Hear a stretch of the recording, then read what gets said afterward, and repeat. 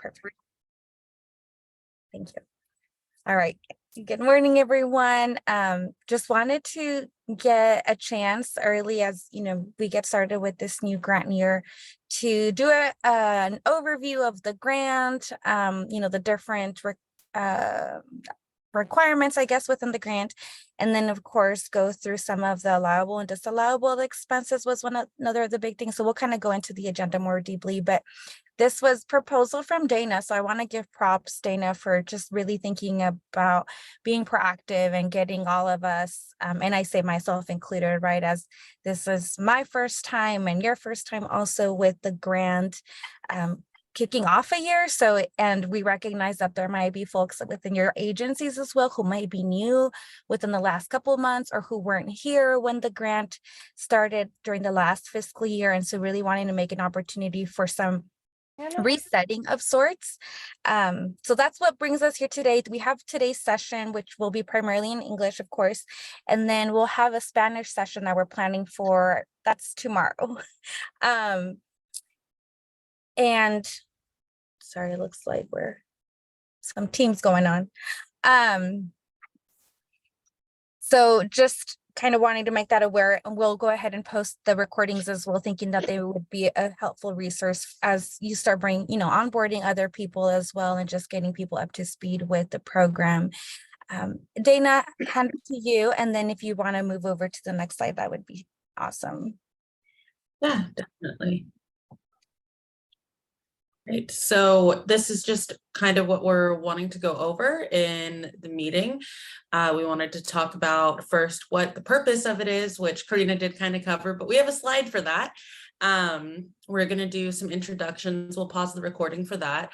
And then we're going to kind of dive into the meat and potatoes of what the program is and the reporting. And then we'll have a little bit of opportunity at the very end for questions.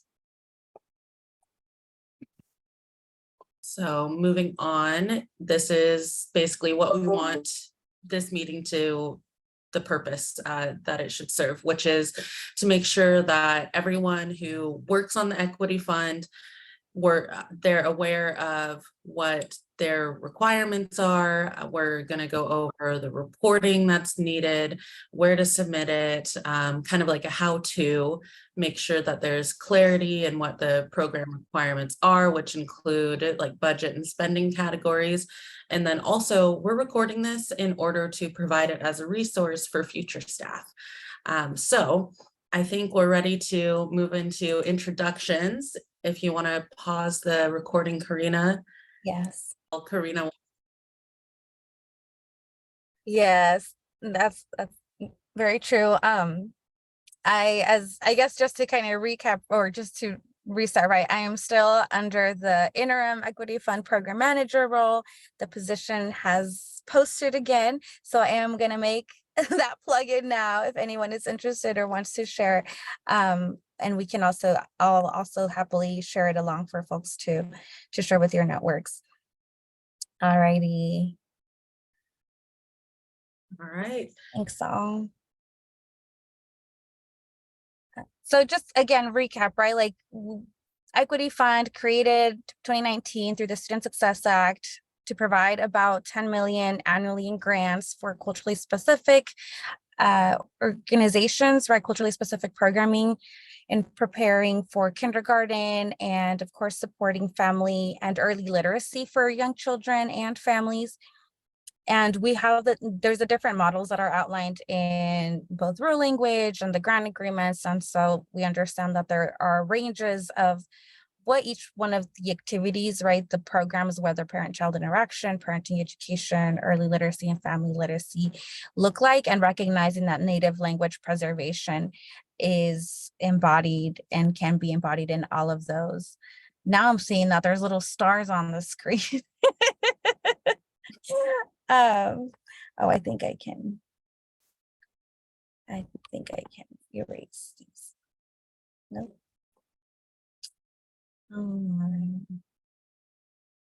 There we go. Okay, perfect.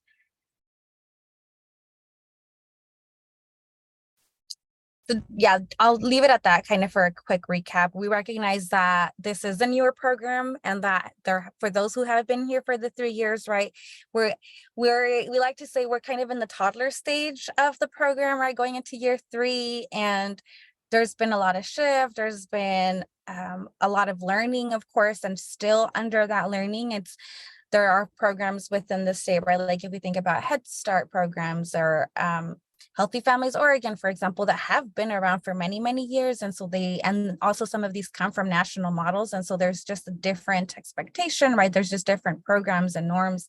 And so the Equity Fund is very unique in that it is new, it has been created, and it's really been informed by all of you who have received these grants. And so taking it as a learning opportunity, I think that's just one of the greatest beauties of this program. And recognize also that there's been a lot of grace and a lot of advocating from grantees, right, from your end, program staff, from families, to continue to make improvements on this. And although there's, the established program, I think just recognizing that there is always room for improvement. And so that is one lens that we definitely bring onto this. And I hope that we continue to do that as we move forward.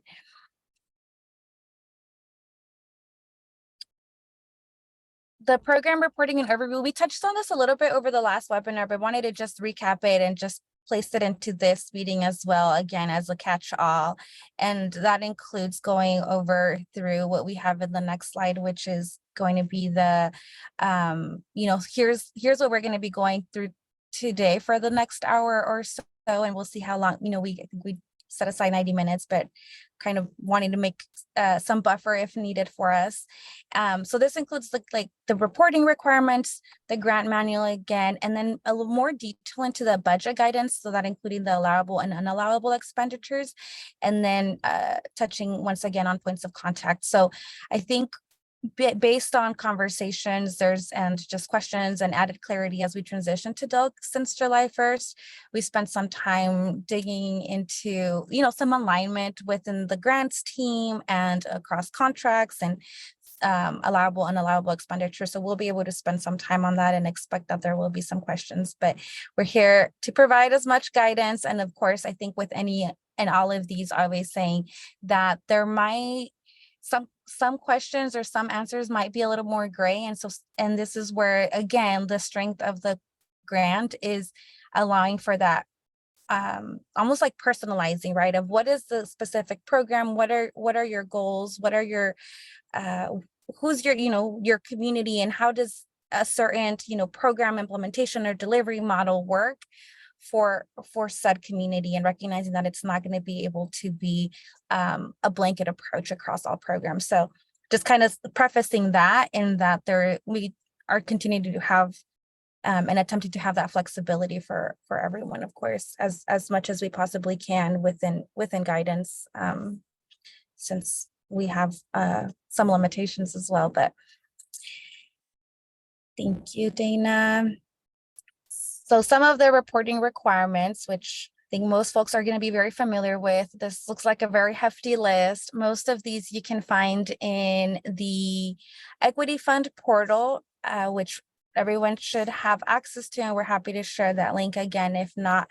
But that includes the monthly claims in the grant management system, which again is an updated, grants management system. And there's that other layer of training that we're continuing to work with and support folks through. The monthly check-in meetings, this says monthly, but we recognize that for some, monthly might not be necessary. And so we're also open to doing bi-monthly, and that's how several of these have been scheduled. For sake of planning and continuity, we've attempted to just schedule a date and time that repeats, every month or every 2 months. And then that way folks know when it's coming, we can plan ahead, and of course, reschedule if needed.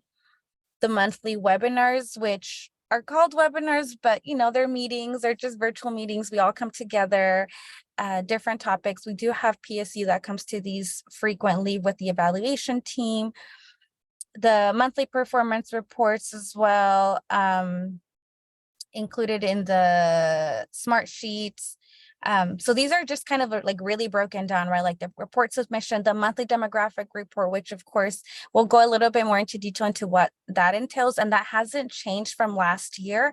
It is an area where, not having been here for the last 3 years, recognizing kind of the strengths and gaps in that report is an area of learning still for me, because I know we've heard about some feedback on like what is captured, what isn't.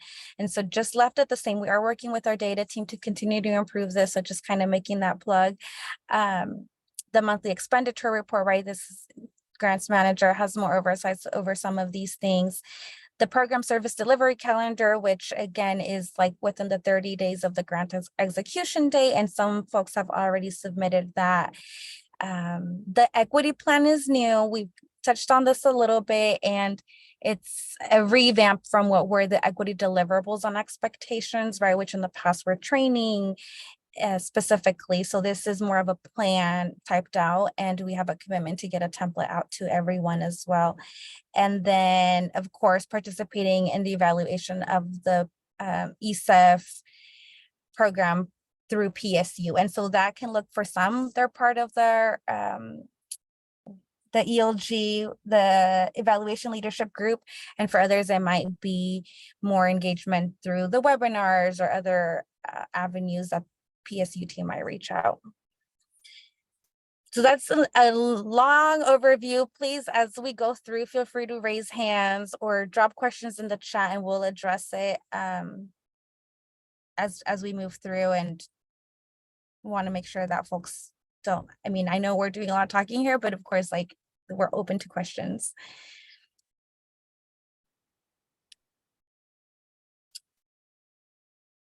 The new piece about the bookings for the monthly and bi-monthly check-ins, we have a link now on the portal where you can schedule time, whether Dana or myself currently as program manager, or a meeting with both.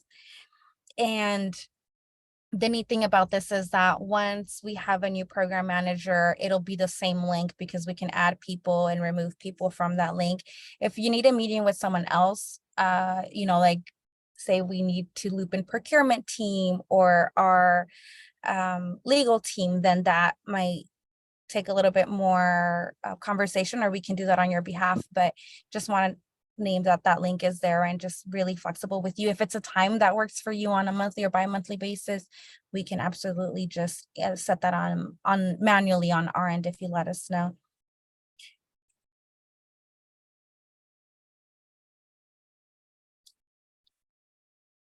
The monthly webinars, same schedule. We've kept the same schedule for sake of consistency. They're on the calendar.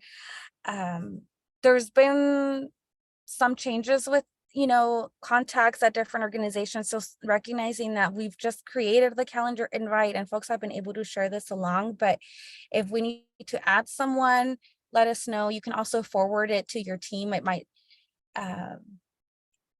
sometimes that creates a little bit of a hiccup if the event is canceled, for example, like, and if that doesn't make it all the way through, you know, if it's been forwarded a couple times. But these are spaces for us to be able to provide program and grant updates. Our hope is to be able to allow more conversation and just more connection time as well. I think we've been in this transition time over the last couple months, and of course with the new grant agreement, but feeling like we're in a good place to, okay, let's move through the year. Let's really learn from each other, collaborate, share out a little bit more. And my hope is that we'll be able to do that. So if anyone has ideas or needs or wants for this time and space, open to all the suggestions. I like to say, you know, that this is mostly more of your space, just like when the monthly meetings, I tend to kind of say, like, this is your time, and whatever is on your mind and whatever is your need, that, you know, we're of service for that as much as possible. So, and I think I saw a question about the equity plan. Okay, thanks, Dana. You dated at 12/31, but we'll go ahead and touch on that a little bit more in a second here. The monthly performance report does include the activities, right? So this is submitted. You can find the link for this on the Equity Fund portal. Again, it includes supporting activities. includes the number of new children and caregivers for each activity. So this is one of those pieces, right? Like it's the new piece, and then it includes the number of total children and caregivers. And then there's some narrative questions, and we understand that folks might have one specific program staff that does the monthly reports. And so if there's ever a need for us to walk through with someone who might just be onboarding or someone who needs some clarity on that, on how to, what to submit, how to submit it, happy to do that on a more individual basis. It's for some folks or some organizations have like one person just does it all. So we just recognize that there's a different breakup of duties and responsibilities, and always flexible to working with anyone who might need it. We do have the option of sharing like flyers or photos. Some folks, share PowerPoints. We'll say that any photos are submitted here are just for us to view internally. We need additional releases to be able to share that on any external facing or like any public facing website or document. So just naming that, because I know that there's been conversation about that, and it kind of continues to feel a little muddy sometimes with what is and what isn't. But so anything that's shared here, just know that it'll be private, right? It'll be for the team to review, and it won't be shared publicly. But it's nice to be able to see sometimes visuals of what is happening on community, what are some of the activities, and the smiles and play nature of what goes on. So always feel free to share any of that or any report, that your organization might have completed. We recognize that some programs might be more impacted by the like big shifts and changes at an organization if you're part of a large organization, whereas other programs might be very, much more independent. And so this just kind of provides that room for, sharing of the larger story sometimes of what might be happening and what might be impacting your program or staffing or recruitment or even like pay, right, and salaries. So there's always layers to the story. And I know we've had folks who have asked about that, and so just kind of wanting to say that this optional place is a space for sure to be able to, and within the narrative questions and within the optional space, to be able to provide some of that.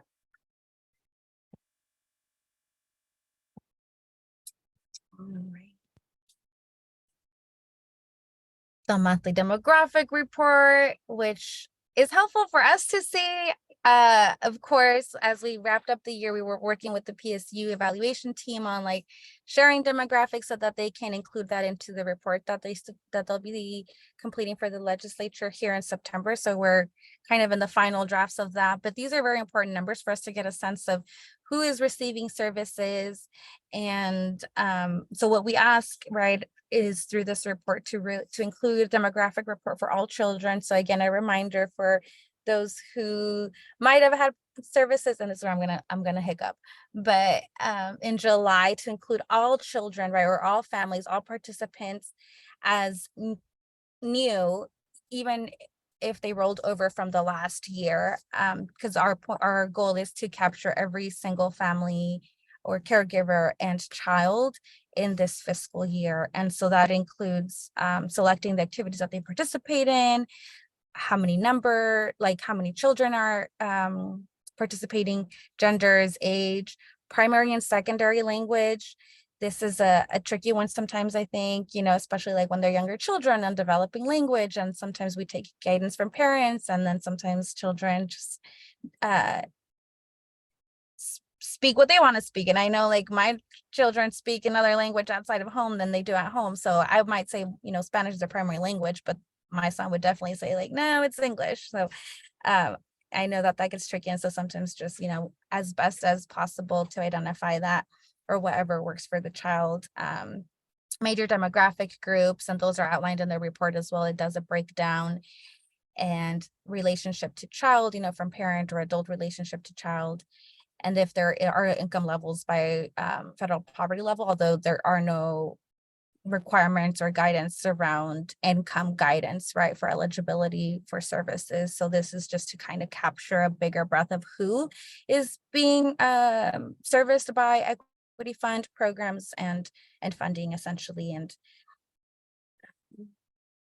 I'm having a hard time with the chat, but Dana, feel free to voice anything if I miss it from the chat. I think also just to make sure it's captured in audio, but Definitely. So a question was brought up as far as if a grantee were submitting a report and made an error, the question is, what do we do? Can you make changes to it? Would they resubmit it with corrections?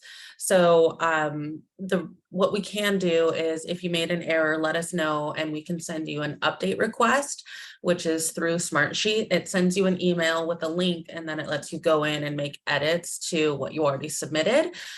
You could submit a new one, but that's probably more work than because you'd have to do the whole thing all over again.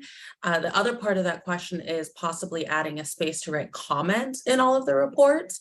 And I think that we could definitely do that. So if someone were to report a second time, if we had a comment space, then it would allow for you to say, we resubmitted this. Like if someone's working on it late at night and we're not around to send an update request, we could definitely add that spot. That would be an easy change for us to do. thanks, Kamisha. It's a great question, and we get it often. I think sometimes folks were like, oh yeah, I didn't capture something, or maybe you go back and then you figure out that there was, demographics that weren't captured or weren't taken in. So yeah, please reach out and we'll be able to send that back out and have it revised if needed.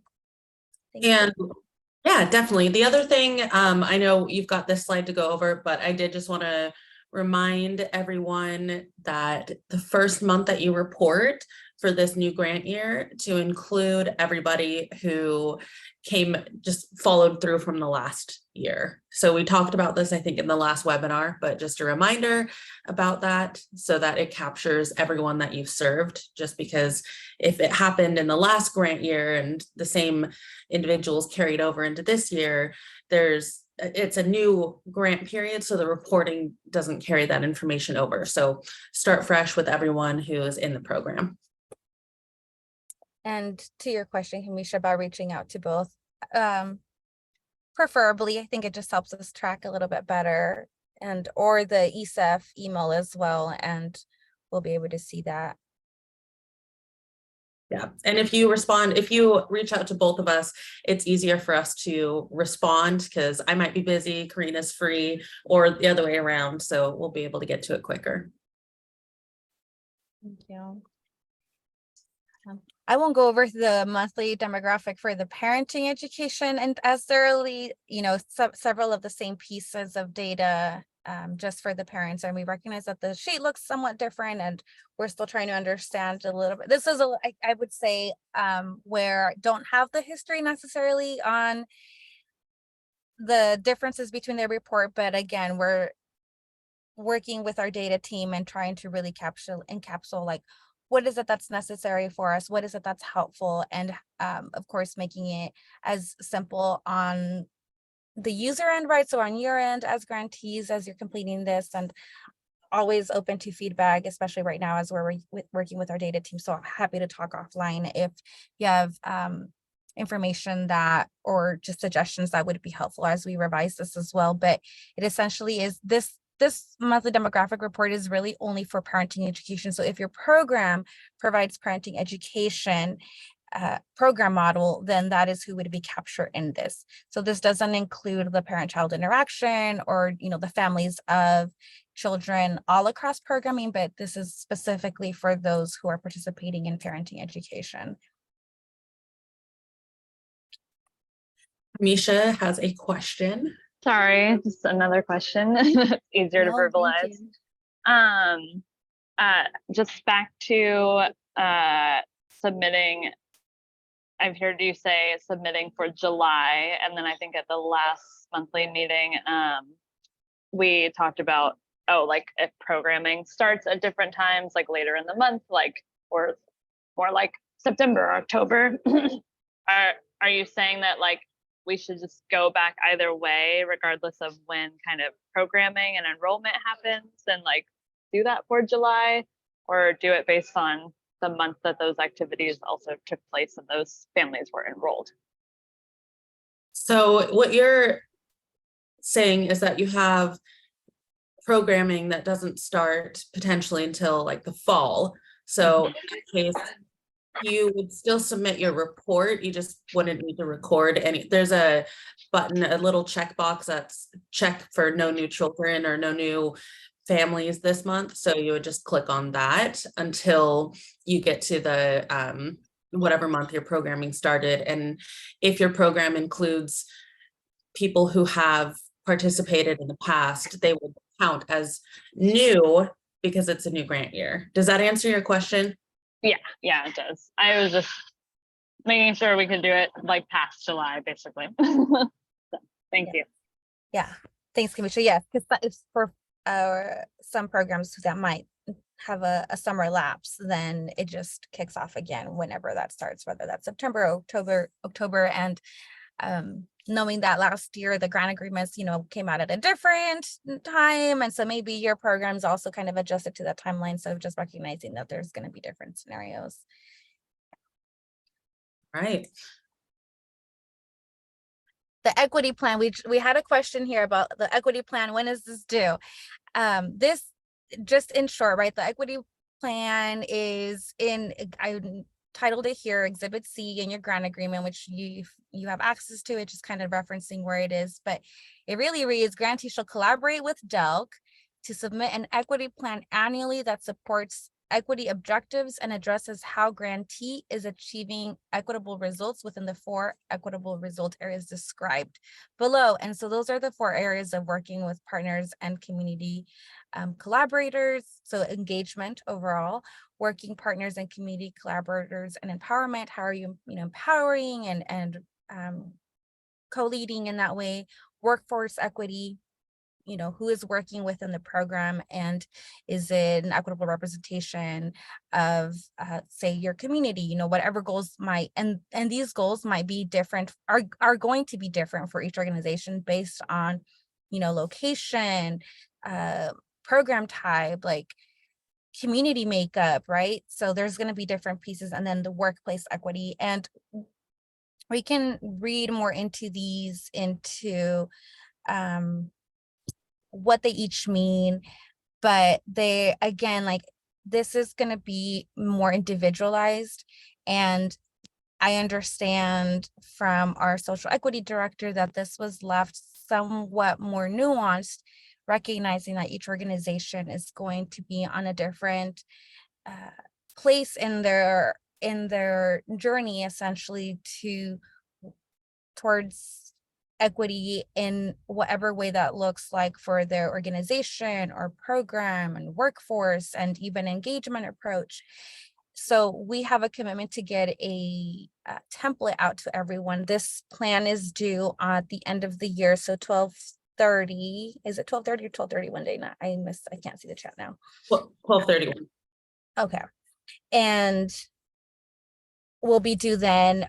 Again, it's essentially a working document, right? Like, if whatever's written there, and it just, revise it, review it a couple weeks, couple months later, and say, what, something else has come up, or organization or a program, and so this is where we're shifting, then happy to do that. But this will be, I think this is going to be helpful for us to just talk through a little bit more, even maybe during like our monthly meetings or bi-monthly meetings, and talk through what is there, what your plans might be. It's nuanced. I get that. And I know that there's a little bit of probably more questions because of that. But again, there's no right or wrong answer on it. Like, it's not a right or wrong.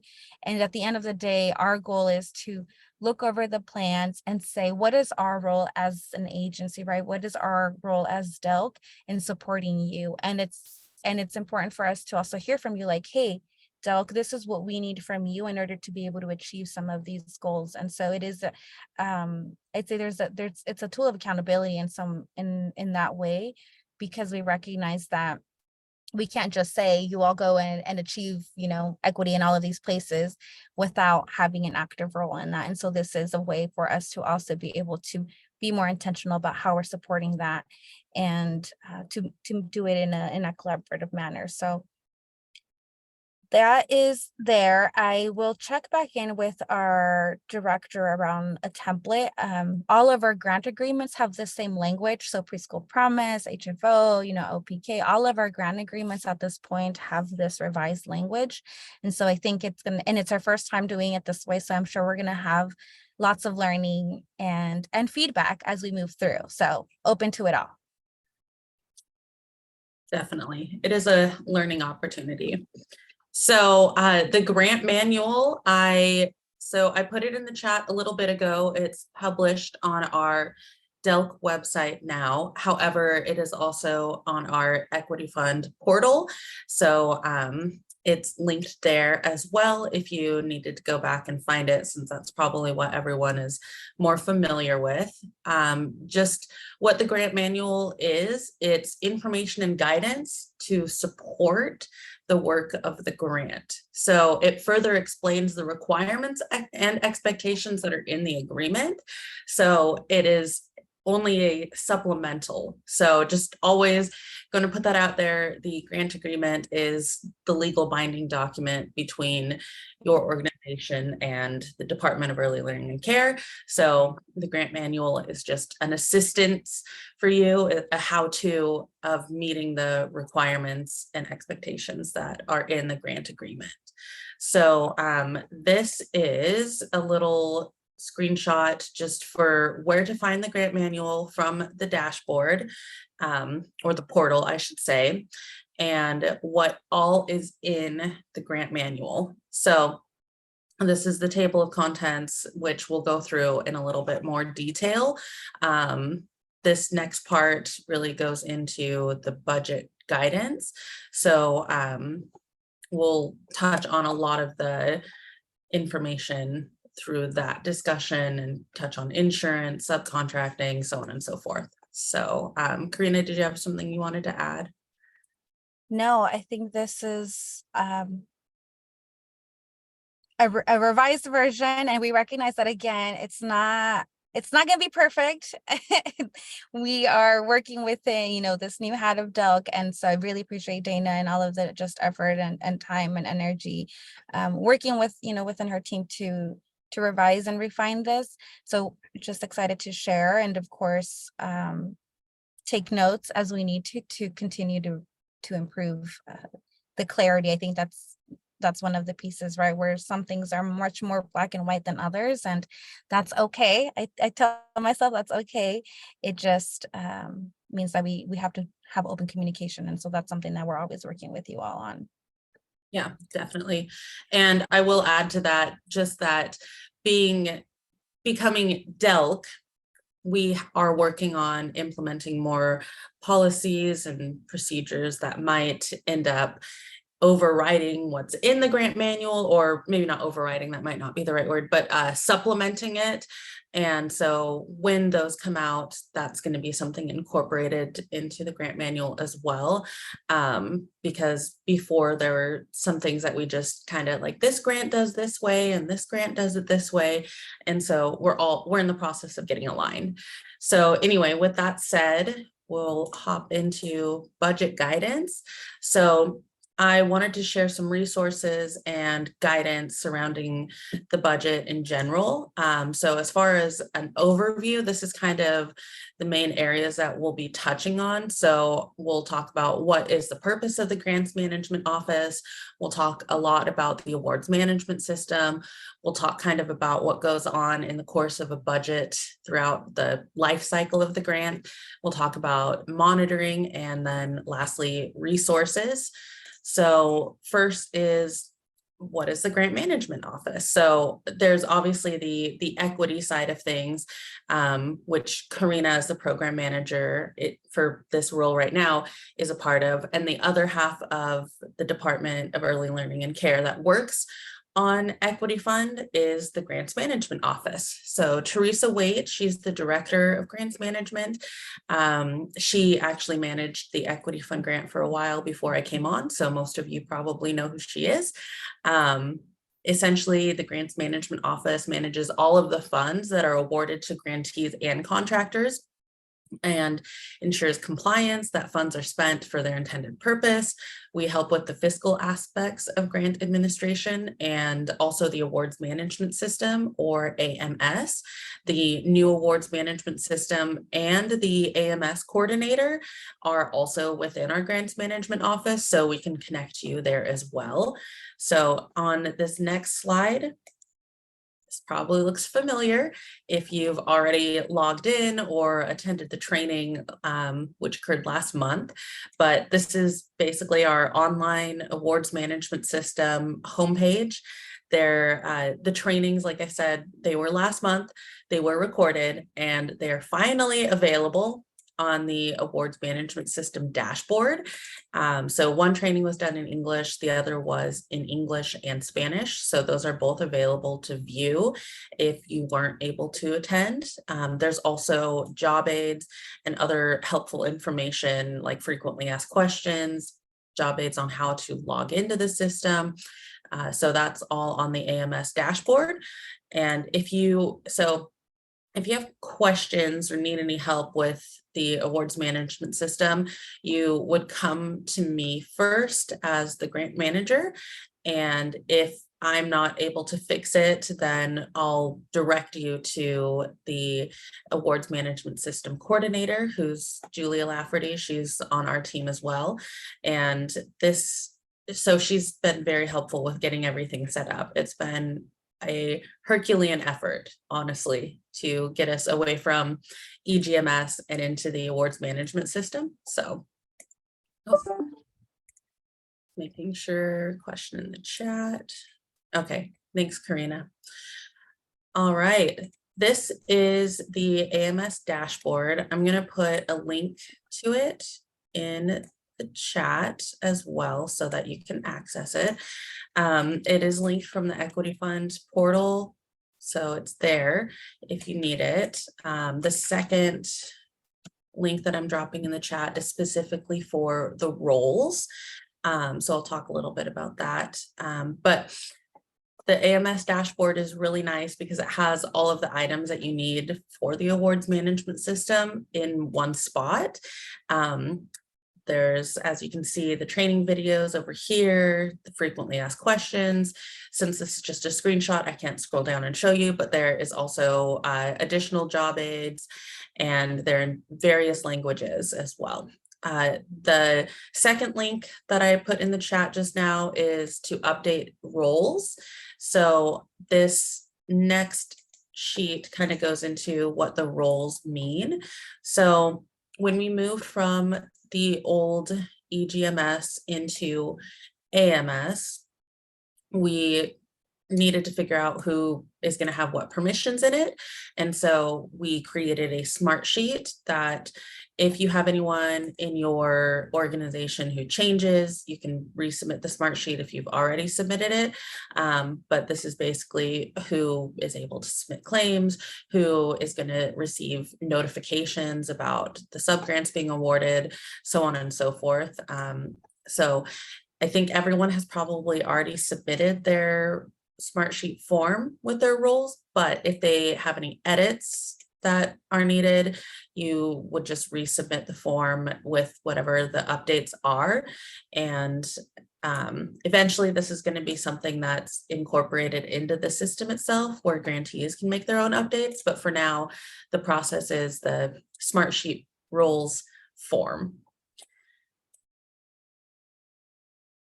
All right, so this encompasses the major components of the budget. So directors and fiscal staff would encounter these while managing the grant, and we'll go over what these all are in more details from the beginning of the year, budget formulation, to kind of the end of the year, budget reconciliation, and the parts in the middle, such as submitting the reports and what expenditures are allowable and what fiscal monitoring is and what that would look like. So I made this graphic to just kind of show what you would expect.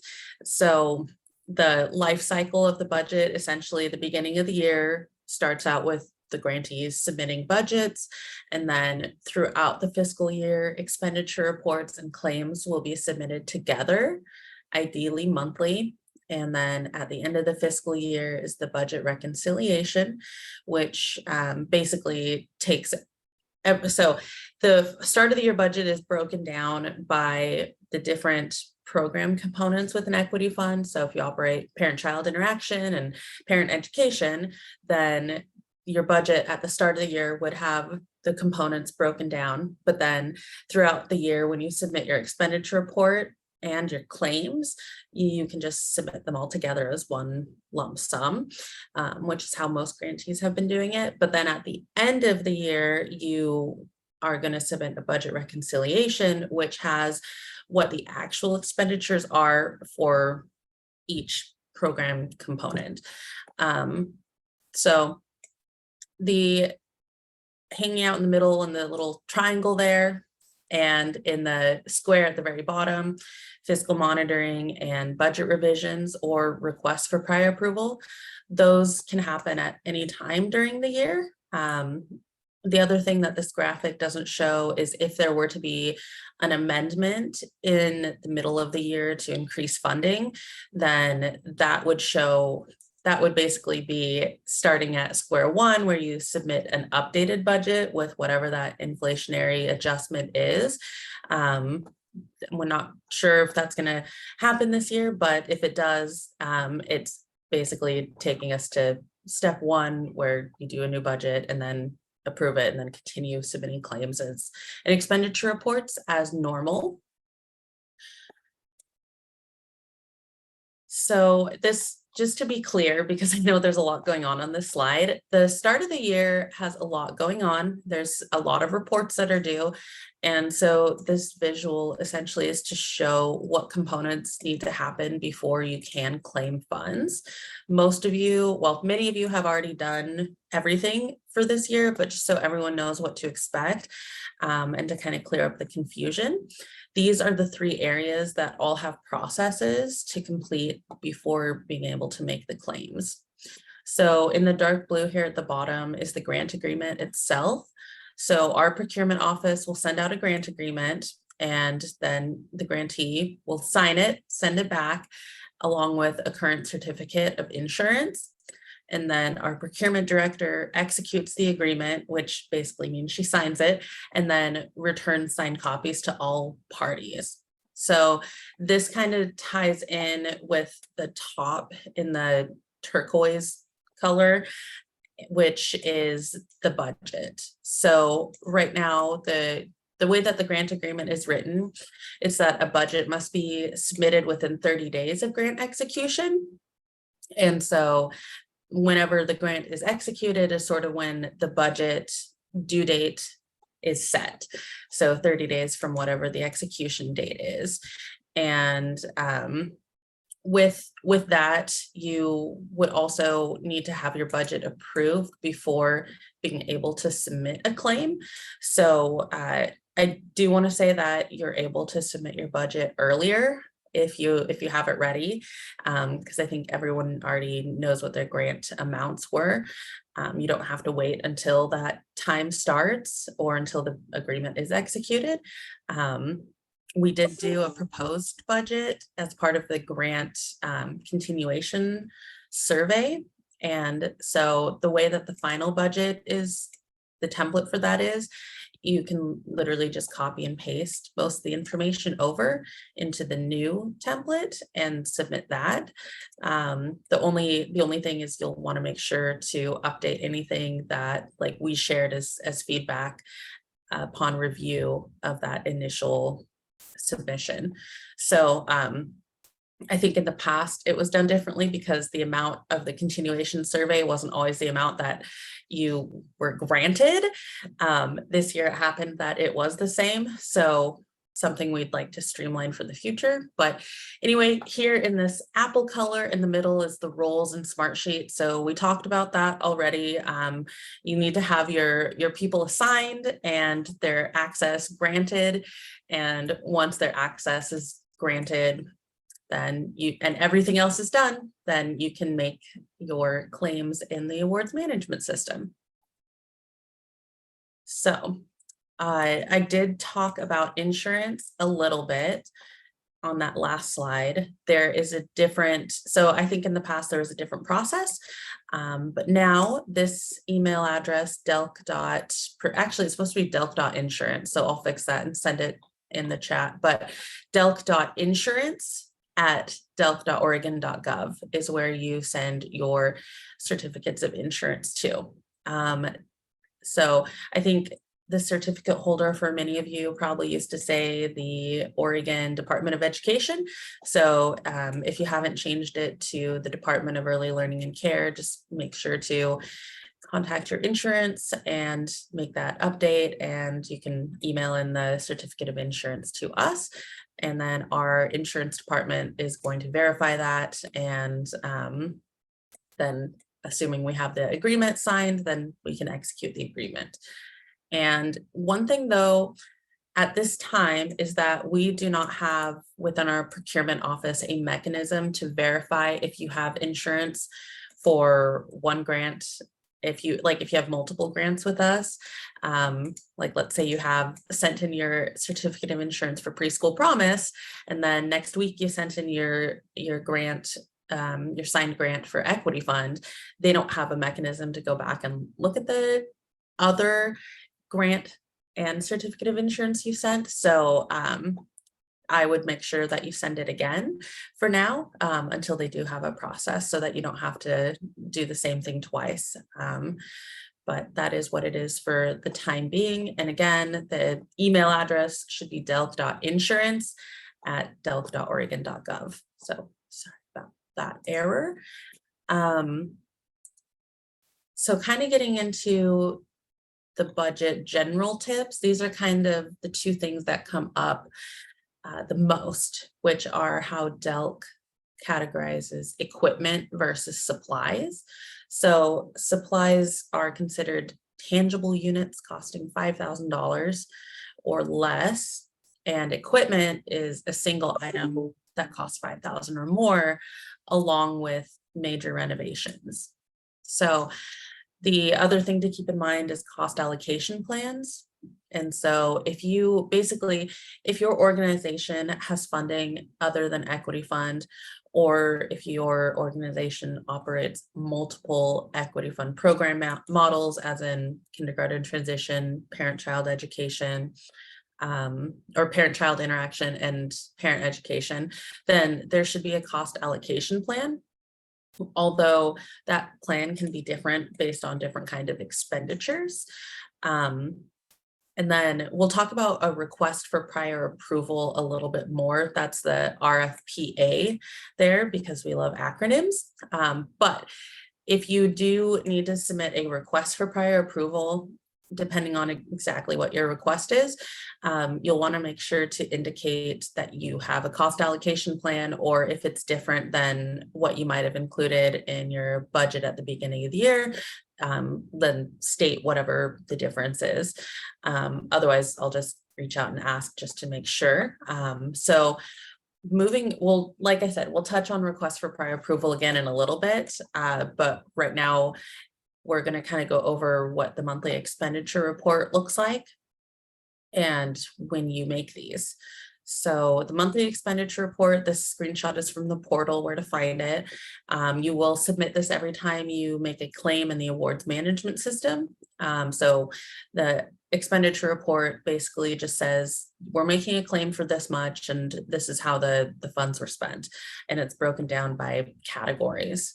So there's also a downloadable template of all of the reports, including the expenditure report, on the ECEF portal. So that might be helpful for you to know what's asked on the reports before completing the actual Smartsheet form and submitting it, especially if you're newer. So just know that those are there in the download center. So there in the yellow is where you would find the link to the monthly expenditure report. And then this is what it looks like.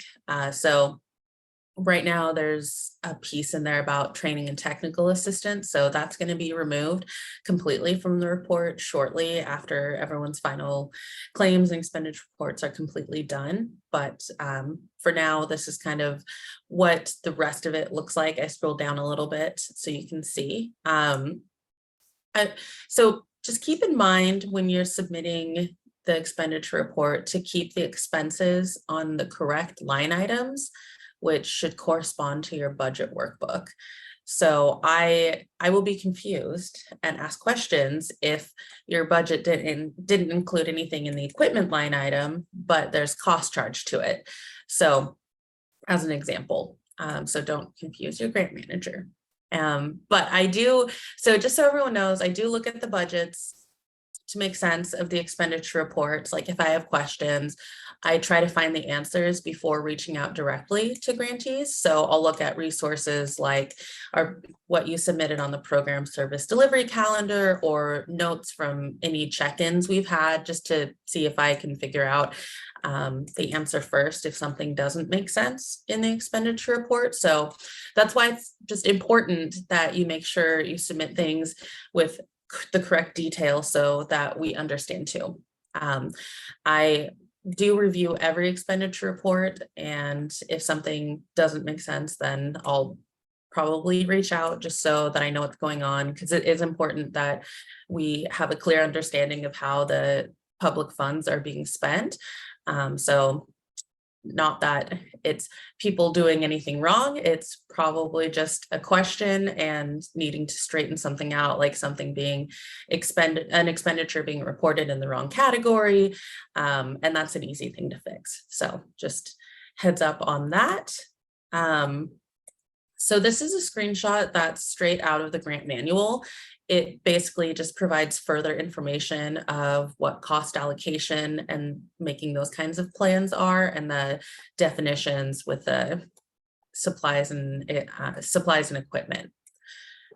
This is another screenshot from the grant manual. It's all in the grant manual, so you can go back to reference it. But this table just kind of lays out what to expect during the grant period, which are mainly budget revisions or requests for prior approval, the monthly expenditure reports and claims, and then finally at the end of the year, the fiscal budget reconciliation. So before we get into what requests for prior approval are, it's kind of lumped in together with the requests and submissions portal. So I wanted to touch about what the requests and submissions portal has, what it looks like, and when you would use it. So there is this little drop down of request or submission type. So you have to select something from here first, and then the logic that is built into the Smartsheet form will populate whatever the remaining boxes are to fill out, which include the document upload. Oftentimes you'll have a file to include. So just if you open it and it doesn't look right, just click on whatever it is that you're trying to do, and then it will show, the form will show you what else you need to fill out. So when the budget or other requests are approved, an email stating the request is approved will be sent via Smartsheet to the email address of whoever requested it. So that this right here, program service delivery calendar, 23-24 budget, equity plan, as Karina discussed, the budget reconciliation, and then reporting extensions and requests for prior approval are all the areas that this form can be used for. So with the program service delivery calendar, you can submit this as many times as you need. So if you end up making a change to what you submitted before and you find that, you know, what you planned in September to do for March isn't really going to be like that, then you can just submit an updated version of the form. For the 23-24 budget, just remember this has to be submitted and approved before you can claim funds. Equity plan, Karina already went over that, and we'll have more information if there's a template later. For the budget reconciliation, it's to show how the expenditures fell across the various equity fund program models compared to what was on your initial budget. And it's kind of the workaround so that you don't have to submit separate reports each month for parent education, kindergarten transition. So It is a compromise to make things easier for you. The reporting extension request, basically, if you need any more time to submit a report, you can put in this request here. And lastly is request for prior approval, which this slide kind of goes over what you would use it for. So there's fiscal aspects and programmatic aspects in this. As far as the fiscal side of things, mostly what I would be looking at is if you're doing a budget revision, if you're doing a large equipment purchase, so which includes renovations. So if it was something that wasn't included in the start of the year budget, then you would include it in a request for prior approval. Budget revisions are any time that a budget category changes either 10% or $25,000, and it's whichever is less. And I will say that the budget categories themselves are something that DELC is working on. The idea is that in the future, you'll be able to have your budgets in the awards management system and your expenditure reports in there. So it will be a lot easier to track and keep track of when something is exceeding a category, but also some of the categories are really small. And I think for equity fund, part of that was because it's a new program and trying to figure out how it would look, but we can probably in the future have them grouped into larger categories so that you don't have a budget line item that's printing and copying for $500 and then you charge $50 extra to it, and then all of a sudden triggers the need to have your budget revised, but to kind of make it more significant buckets of costs. So anyway, that is down the road for now.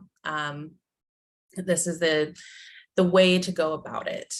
So with like I said, there were also non-fiscal items in the request for prior approval. One of those is a request to subcontract, which we'll talk about a little bit more. Although there's also change in scope or design of the program. So that's basically if let's say that you have a program that offers parent-child interaction or kindergarten transition, but you want to add in parent education, then that would be selecting from the drop down that you're doing a request for prior approval, a change in scope, and then the logic that's built into the smart sheet will populate whatever the remaining boxes are to fill out based on whichever drop down you selected. And when it's approved, the email system is still set up so that you'll get an email stating your request is approved when Karina or I reviews and approves it. Just touching back on the change in scope, the purpose. So the reason that that's in the request for prior approval is because that's also in your grant agreement. So your grant agreement says, targeted number of children and targeted number of families that you intended to serve at the beginning of the program year. So if your program ends up changing, then we would also amend the grant agreement to reflect that. So just about subcontracting, because there's some confusion about it.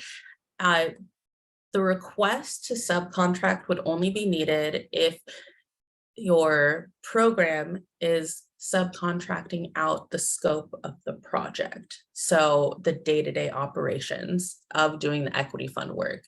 You don't need to submit that if it's a service like janitorial or food. So just so that it's not something we gathered in the past. But we are looking at that as DELC in general, like what is our process and what we should be doing every biennium moving forward. So as far as common recommendations, this list kind of just goes over things that you should be doing or that are best practices, especially when it comes to grants, that if you have multiple grants and you have positions that are blended or braided funding, it's just that much more important to keep track of things. identifying where the supporting documents are for your journal entries, signing or initialing documents, documenting when items are received. That's really important for the end of the biennium. Keeping track of travel records, supporting documentation, especially where food is purchased. This is mostly for like staff more so, or even if it's a big event where the whole family is invited, that kind of thing, like what's the agenda, what people are doing there, who attended, having a track of sign in. So the reason that these are common recommendations is because making sure you're adhering to these practices is going to make it easier if fiscal monitoring were to occur. So fiscal monitoring, this is basically what is it? So in the budget life cycle graphic, fiscal monitoring was sort of touched on. This goes into more details of how we monitor and why we monitor. The purpose is just to ensure that funds are spent wisely and in compliance with the grant agreement. Monitoring focuses on these areas in dark blue: compliance, processes followed, items expensed correctly, and that the expenditures are allowable. So if fiscal monitoring happens, this is basically an overview of what we would be looking for, reviewing all of the expenditures, backup documentation, what your organization's policies are. So DELC is able to ensure that funds were spent as intended. In here, backup documentation, these are just some examples of backup documentation that could be asked for. From payroll records, purchase receipts, sub-grants or sub-agreements, and records relating to indirect or administrative costs. As far as one thing that I would ask is that if fiscal people in your organization change, please let us know. We, not only because I don't want to send an email that goes nowhere, but we are also there to support them. So if you ever have new staff, we're happy to set up some time to meet with them and share whatever equity fund things could help them be oriented in their new role. I think one of the things that's kind of hard to keep track of is administrative costs, just that they can't exceed 15%. It is something that can fluctuate throughout the year. So as long as the final claim doesn't exceed the 15% maximum, then you're golden. So I watch for this myself, but it's also just a best practice for you to keep track of it internally as well. So allowable and unallowable expenditures, probably one of the biggest questions we get. This is from the grant manual, basically is just everything that is unallowable and allowable, but it's not, okay, so it's everything that's in the grant manual, but not all encompassing. And they're subject to change based on DELC policy changes. So for now, this is what it is. Although if you have a question about whether or not something is allowable, we can talk about it. That's what we're here for. But this next slide is really helpful because it actually lays out things that you should think about when you're wondering if the cost is allowable. So you can, of course, check your grant agreement, you can check the grant manual, you can check with me. But if you're wondering, these are kind of the questions you should walk yourself through. So how will an expense support the program? Is it reasonable? As in, would a prudent person pay that amount? Is it necessary? Is there an actual need? And did this cost address it? Is it prudent? Meaning, are we spending the funds thoughtfully in consideration of needs? Does it align with your organization's current policies? Is it a duplication of services? So what do I mean by duplication of services? So just for clarity, if your organization, or if, let's say, an entity offers a service with other funds, then they can't use these new funds to provide the exact same service without also enhancing the current level of service. So let's say that you have parent education on a particular subject, and then you receive additional dollars through the equity fund, then you could pay for that program too, but not in the same way. If you just paid for the program the same without increasing the current service levels or adding an additional component. Like, let's say it wasn't offered in Spanish, then you're now able to offer it in Spanish. Then that would not be duplicating existing services. So please do reach out though. I'd say that's probably the biggest takeaway, is that if you're not sure, just ask and we can talk about it, because I think Karina kind of touched on this. It's not black and white. Everything is a little bit different and your programs are all a little bit different. So there's a lot of nuance to it. Just kind of circling back up with what are your resources? The majority of them are on the Equity Fund portal. So you've got your grant manual, there's the budget template, there's a worksheet for budget instructions, the request and submissions portal, which also houses any budget revisions and requests for prior approval. You've got your expenditure report and the AMS dashboard and the system itself. Physical answers, your executed grant agreement and your grant manager. There's also the Oregon accounting manual I will add also that the GSA site for travel rates is useful too, but that is also housed within the Oregon accounting manual. And then programmatic questions would go to your Equity Fund program manager. I'm going to pause for a second. Karina, do you have anything you wanted to add at this time? I think you covered a lot of awesome information and recognizing that it is a lot for folks. So I think just wanted to reiterate, right, that here's kind of the run of show, but always open and willing to dive more into any one of these areas. And to do that with, your organization or your program team, to do it with folks as they might be coming on board or even switching roles within the program, in your organization. So recognizing that those shifts happen, but nothing additional from my end. And I was tracking the chat and nothing there. So either no questions or folks are processing. They're just bored. They fell asleep. Well, I'm just kidding. So we have just a couple more slides about communication and our office hours. So we have office hours on the second Monday of every month. We did our first one not last month, I guess it was this month, was it? Oh my gosh, no, it was last month. I did last month. Yes, it was technically still August. Yes. Anyway, the meeting's on Teams. And so the link to join is on the Equity Fund portal. And it's just a time to come and ask questions or just say hi. Yeah, just a drop-in hour. I just wanted to make sure that folks, it's not a required time. It's an optional, it's a resource for anyone to kind of come in. And just like we say, always open to, if you want to schedule a meeting, but if you want to kind of hold this and be like, hey, I'm just going to hold this on my calendar and make use of this when needed, then please do that. So we're giving this a try, see how it goes. And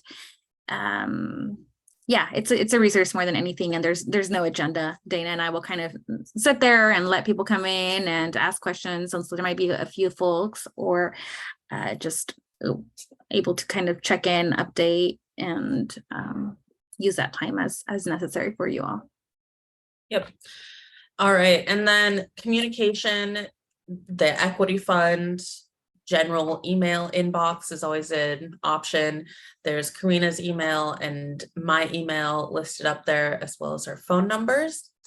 As promised, there's our Delk insurance email, which is where you will send your certificates of insurance to, as well as the Delk awards management support email and the Delk procurement email, which is where our, if you had a grant agreement that needed to be executed, then you would send it there.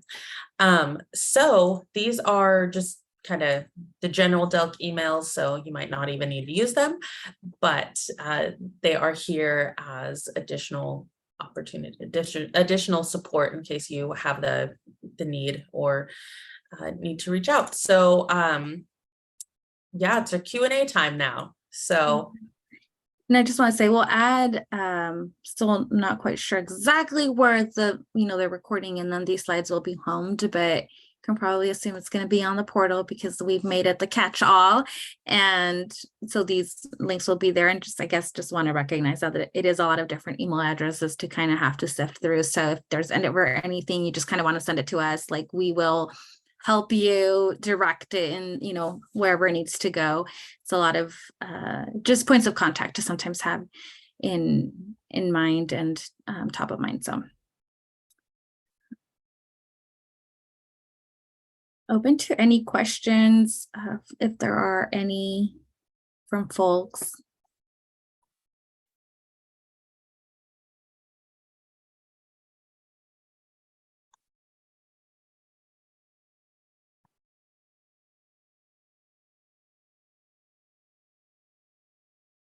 Or email us.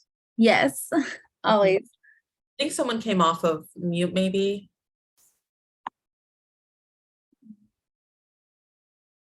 Don't see that. Okay.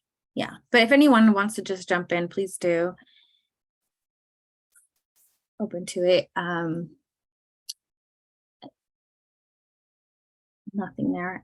I'll go ahead and stop the recording if that's okay with everyone, and just give some updates that I don't think are necessary on here while folks are online in the meantime.